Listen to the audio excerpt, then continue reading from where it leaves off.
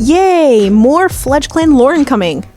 Sit down and get the popcorn ready, because some of these lore dumps are going to be kinda long. If you're new to my clan lore, part 1 covers a general summary of events as well as the backstory for this specific clan. I also cover the leader, deputy, medicine cat, and a few warriors in the first part. But if you're caught up, well, it's time to dive right into more FledgeClan cats. This video we're going to cover the rest of the warriors, queens, and the medicine cat apprentice. Let's start off by covering the remainder of the warriors first. Pelt is a long-haired blue tom with yellow eyes. Being one of the oldest warriors in the clan, he's been through many tough scenarios and lived through many harsh battles. He was raised by a caring mother and a stoic father, who also happened to be the leader of the clan at the time. Pelt, even through his apprenticeship, took after the stoic, serious, and well-mannered nature of their father, leaving him in high regards in their parents' eyes. He learned how to compose himself, making him seem commendable in any situation. He did his best to follow in the footsteps of a leader, seeing as how his father was always caught up in orderly duties and held a high expectation of his kin. Throughout his earlier warrior days, carrying this facade of being chill all the time started weighing heavy on him. He wanted to get out and have a little fun sometimes, but it was impossible to do without his brother causing some kind of ruckus and getting them all into trouble. So he bided his time and focused on remaining helpful to his clan and most importantly, his family. His calm personality and lack of outward emotion landed him respect from many cats, and his commendability was his strongest seen trait. His father saw this and showered him with endless praise, saying plenty of times how he was so glad that one of his kin thought the same way as him. He was told that if he follows through and keeps it up, someday he could be a higher ranking just like him. This was a bit confusing to Pelt, seeing as he and his brother had 2 older siblings who were easily more brave and commendable and seemed to be born for a leadership position. He couldn't quite wrap his head around why it would be him. But the confidence being flooded into him by his father was overpowering, and he started to really believe that he was meant for this role. Even though he knew it was kind of wrong, if he remained by his father's side, he one day had a chance at becoming leader, and couldn't risk anything that would interrupt that possibility. This, unfortunately, didn't last too long. One of the cats he truly cared for, despite his annoying troublemaking personality, was his brother Egret Blaze. Even through his calm, noble demeanor, his brother meant a lot to him despite their differences in rivalry. Upon learning his brother had entered what he thought was a cross-clan relationship, Pelt was furious with him, threatening so far as to get him exiled per his father's words. This was a bluff, but Pelt knew the both of them would be in grave danger if they spoiled the quote-unquote family name. He tracked them down and confronted them, striking fear into his brother, but piquing the interest of the Valley Clan she-cat to his surprise. It turns out that the 2 of them were not meeting secretly as lovers, but as a way for the she-cat to get to know Pelt better. She introduced herself as Carnelian Petal and sheepishly admitted her admiration from a distance. This flustered the Tom, and at first he turned his nose in the air, declining any interest in ever mingling with a cat outside of clan borders. He threw the code in their faces and stormed off, threatening to still tell on his brother if push comes to shove and he doesn't get his allegiances in check. However, for several days this weighed heavy on his mind. He tried to get the admittance of admiration out of his mind, but simply couldn't, finding himself lost in the thought. He couldn't possibly break the code, especially not in the position he was in, right? The next gathering was around the corner, and he was going to try his best to ignore any thoughts of the matter. Well, that also didn't go as planned. This gathering was during a harsher winter and ice covered the ground. The sun was out, but not really helping much with the snowiness of everything.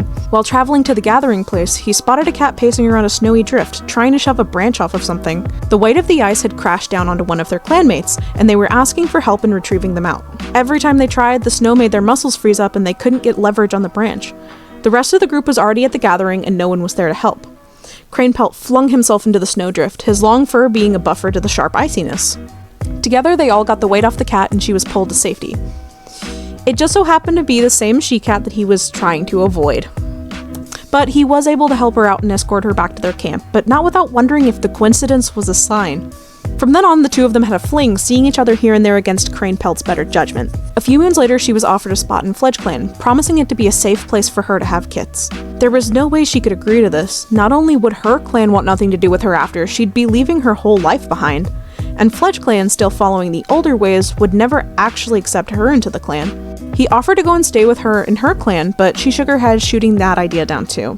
They decided to keep meeting up secretly, and this continued for a while until one day she never showed back up. The snow piled high and the temperatures were lower than they'd ever been in the mountains. The scent of blood caught his nose and he flew into a panic, following its scent to a nearby small cave. The scent flooded in and his scream was caught in his throat as he saw the she-cat lying frozen to the floor with 3 small bodies curled into her stomach fur. Every wave of emotion he had ever held back hit him and he regretted everything. He regretted ever following his brother out that fateful day. If he'd stuck to his own business, he would have never caused this horrible tragedy. Just as he was about to run away and get someone, he heard a small mule behind him. Through frozen tears, he barreled into the kit and scooped it up, rubbing it up and down with his paw furiously. Several times the kit fell limp, life seeming to drain out of it. He rushed this kit back to camp and handed it over to the medicine cat, and together the two of them stayed up all night nursing it back to health. Thankfully, the clan had a nursing queen at the time, and despite her initial hesitation, took this kit in. She was able to get her to eat, and over time she grew up to be a spry young kit. This tragedy followed him for years after, swearing to never take on another mate and only pour his love and dedication into this kit of his. Through prying and judgmental eyes, he took on raising her, and she became his joy, giving up the idea of ever striving for leader again. He still feels like he owes his mate his life, and would give anything to protect his daughter. Over time, his personality turns cold and he is seen as the grump of the clan, only having a soft spot for his kit and later on down the road, her kits. Moons and moons and moons down the road, however, nearing the prime of his warriorhood, he learns that Carnelian Petal was still alive, but was taken in by 2 legs due to the severity of her injuries. They reunite later on, Pelt never being so grateful in his whole life. Following right behind Pelt is his brother, Egret Blaze. Egret Blaze is a short-haired, white and blue tom with yellow eyes. His brother Pelt was the exact opposite of him even from an early age. The two of them would often go head-to-head to compete for who was better. Except, usually Pelt didn't have to do too much, Egret Blaze was always falling behind and picking fights with him to compensate. With the focus on his brother, he was set free to do practically whatever he wanted to, letting his wildness land him in some pretty questionable and dangerous situations. Deeply envious of the respect and attention his brother received, even from a young age he would plot Pelt's downfall. When he first became consciously aware of the favoritism, he took up with their 2 older siblings, Owlspire and Thrushsong, who faced the same type of rejection during their younger days. The 2 of them were dead set on making sure Egret Blaze didn't feel the exact same way that they felt, with the both of them even offering to mentor him when the time came. Their father, being hesitant and fully aware of their stance on the clan, declined their offer, saying that Egret Blaze would benefit from learning from a cat outside of their own lineage. Even though he was assigned a different mentor, he still wound up spending a lot of time with the other 2. They would play games with him, help him with training, and be there for him when he was feeling down. With the influence of the 2 siblings, he funneled his frustrations into wild, disruptive events, often causing quarrels within clan walls. They sort of encouraged this behavior, seeing themselves in their younger siblings. Egret Blaze trusted and looked up to them, taking their word over any other. They'd spend their days hunting and patrolling together a lot, and in the process they wiggled some unkind words about their father into the mix, causing Egret Blaze to distance himself from the family even more. He was already overshadowed by his brother and deemed a nuisance by the leader, so what did he really have to lose? The older siblings were not inherently trying to hurt their brother or directly mislead him, they were just sharing genuine frustrations that just so happened to also arise in the young Tom. They were full believers that the leading systems for the clans were wrong, but couldn't offer any type of solution to fix it. For a long time, Egret Blaze was on a streak of rebellion, turning against the code at any given cost. Each attempt was a burning desire to be viewed as important, but each time led to utter disappointment from both the leader and his brother. He wouldn't have acted so vile and rash had he not have been overlooked all the time, and he kept reassuring himself that this was the truth. That and his troublemaking was fun, probably the most fun he's ever had. Nearing the end of his apprenticeship, he was dead set in his ways. He made a great warrior and an excellent hunter, being one of the fastest cats in the clan and following through with his duties most of the time. He truly did enjoy clan life once he got past following in the shadow of Pelt. His independence was one of his strongest traits, learning to rely on himself. As he got older, other cats were starting families and opening up to the possibility of relationships. However, Egret Blaze never felt the need or want for a mate. Part of this was due to wishing for the family lineage to end with him. The other part of him knew that it just didn't feel right to pursue any cat at the moment. A few flings here and there, these never worked out for him, and he wondered why he couldn't feel a connection with any cat.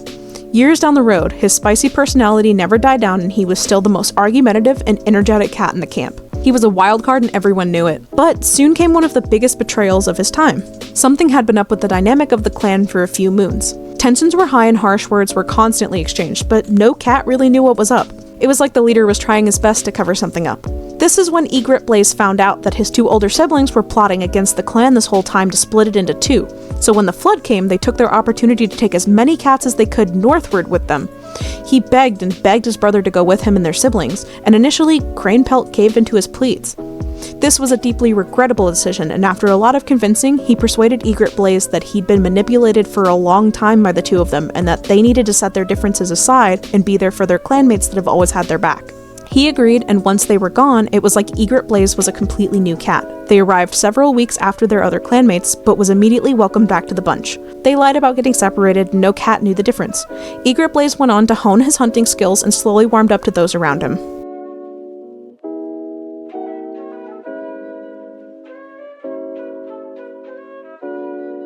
And last up on the warriors list is Frogtail. Frogtail is a white, black, and orange she-cat with short fur and yellow eyes. She was one of the two kits that Driftwood had found on her journey to get closure from her family. The small-framed cat had always been a wild, adventurous creature, matching her sister's energy to a T. The two of them could have been easily mistaken as twins had they not have been visually different. In her earlier days, she had went through quite a spontaneous rebellious streak, testing the limits and patience of the other cats around her with her fiery attitude and quick comebacks. However, she always managed to put a smile on everyone's face with her outgoing personality. She had a hard time sitting in one place, and her thoughts would always go a mile a minute, constantly getting her into trouble. At her first gathering, she even convinced a group of apprentices to sneak off and have mock training battles to pretend that they were enemies from another clan being hunted down. This was the most exhilarating thing she'd ever done, especially since it was going to go against the word of all 4 of the leaders that were there at the gathering. But her endearing, positive, and bubbly self was able to talk her way out of trouble really fast. She was short-statured with large round eyes, so it was hard for any cat to stay mad at her for long. Her apprenticeship couldn't go by fast enough, being driven to learn as many skills in as short of a time span as possible. As she grew older, she became the cat who supported others the most, being a bright ray of sunshine even on the rainiest days. She never let other cats get her down and would definitely square up to anybody who talked bad about her clan or her friends. She fell into a few unfortunate friendships with other apprentices, learning her lesson not to be open to any cat she stumbles across. Frogtail was a simple cat with a simple goal: enjoy life to its fullest. There were a few times where she wonders about her old life. She loves her adoptive parents, and being raised by the clan deputy was one of the coolest experiences. But she does sometimes wander into thought about the other kin that she has yet to meet. She ends up being a huge social butterfly to everyone in and outside of the clan, and also takes an interest in studying the languages and communications of other animals.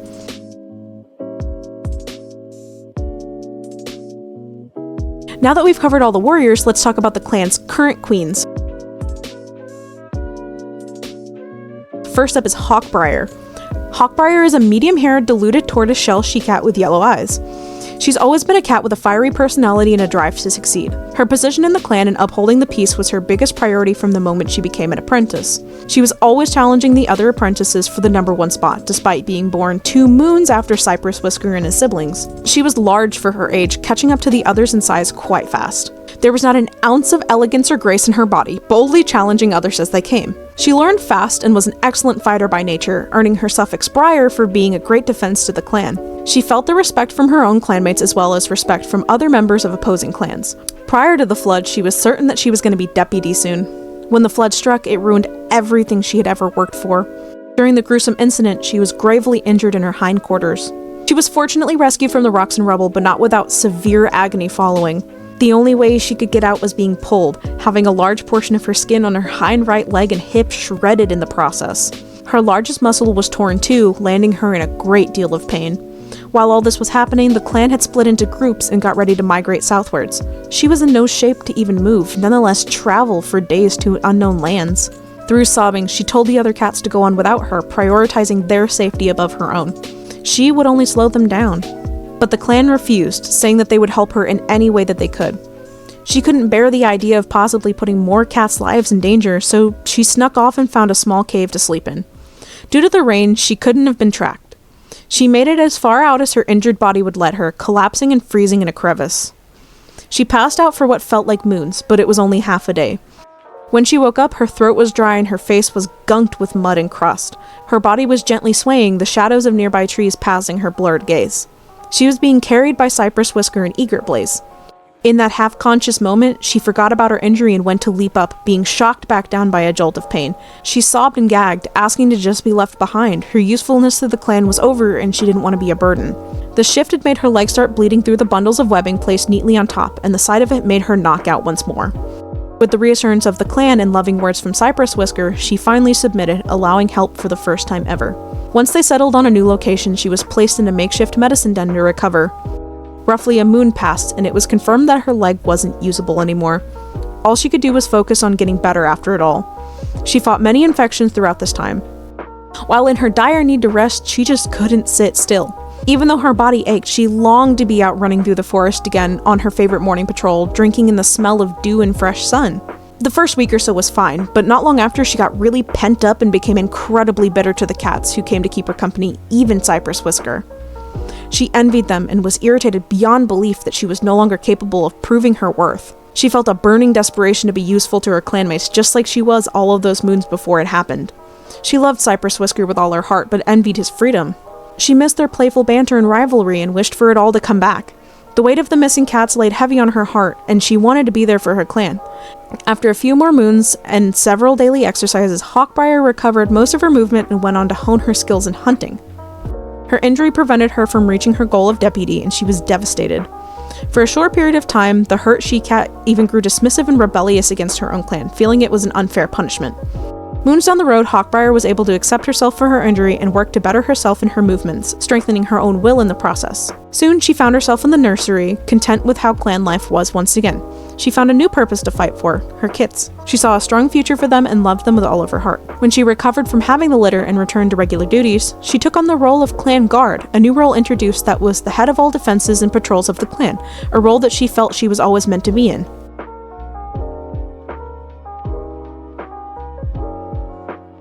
Poppystream is a blue and cream classic calico tabby she-cat with short fur and green eyes. Being born into a frozen, harsh snowfall, the young kid felt pain long before she was ever even able to open her eyes.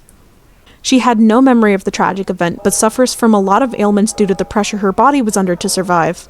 She was completely unaware of her past for most of her apprenticeship and kept up with the others pretty well starting off. She was one of the most quiet and reserved kits, taking each stride with grace and a bubble of softness floating around her. She hardly spoke or interacted with others, being labeled as just a timid, shy kit. Many talks were had with the medicine cat about her careful behavior, but each time, nothing odd was spotted.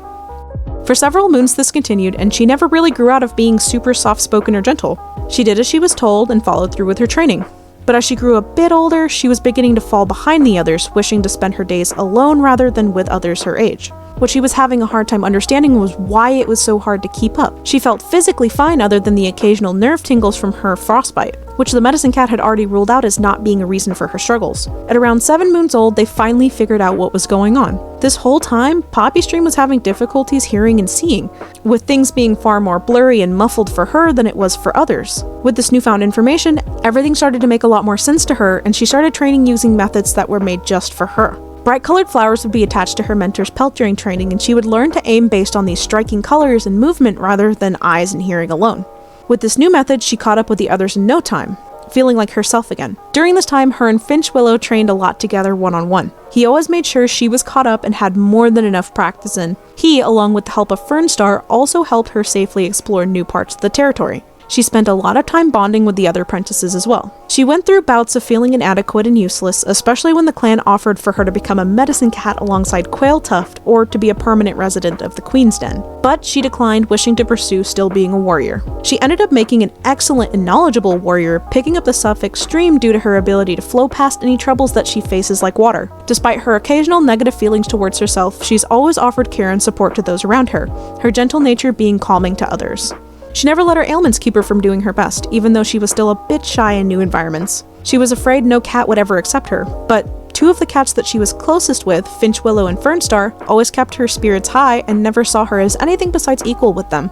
She bonded with those 2 the most, feeling a deeper care for the 2 of them than any other cat in the clan. She found herself bringing them their favorite prey here and there and being mindful of everything that they did throughout their day, helping whenever possible. When Fernstar was recovering from their injuries, Poppystream stayed by their side and brought them endless gifts and flowers and interesting feathers to keep them entertained. She even hunted just for them and made sure that they were keeping up with their herbs. And when Finch Willow chose to take on the new role of advisor, she was right by his side, rooting for him to be his authentic self. She was beyond proud of him and even adorned his pelt with flowers before the ceremony. Moons passed and she was happy. She happily and quietly gave this love with no expectation of it being returned, but she was surprised when her kindness was reciprocated back. She would be brought her favorite prey, or given new soft bedding, or gifted new flowers to place by her nest to smell. When Fernstar opened up to Poppystream and Finch Willow about their past, it unlocked a deep longing to protect those she held close, and she realized that she was meant to be with the 2 of them.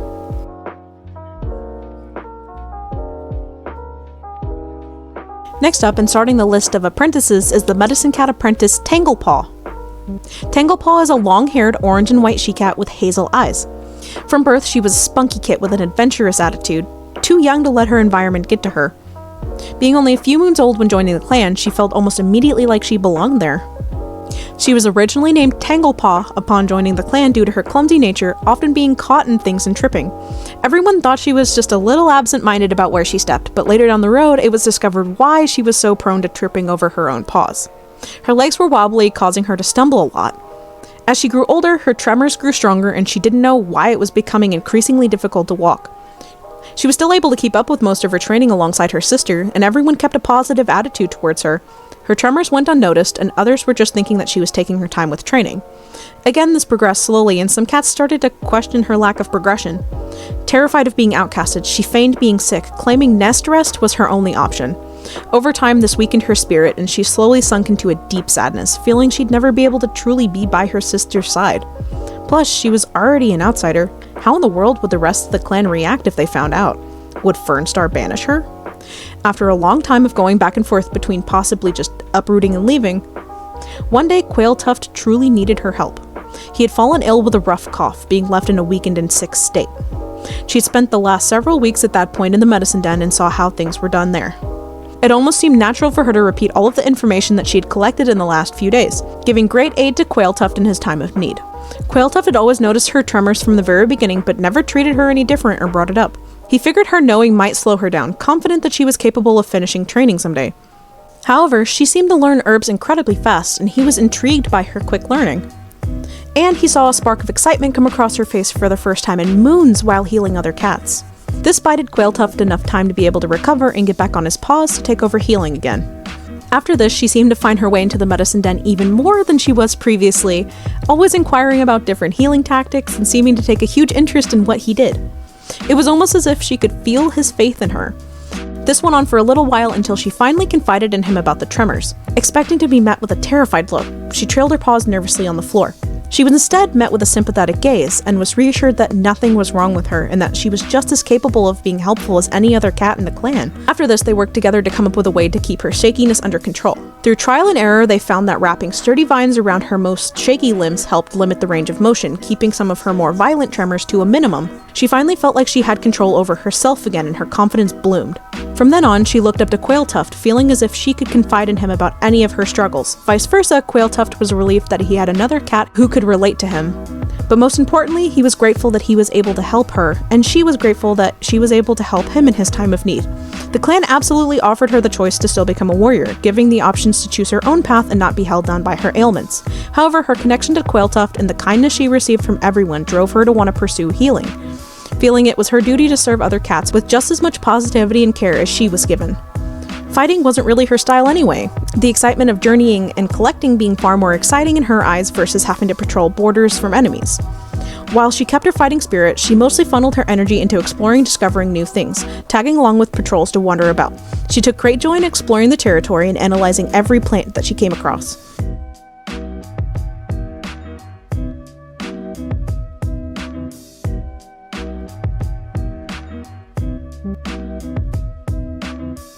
And that's all the cats for the second part.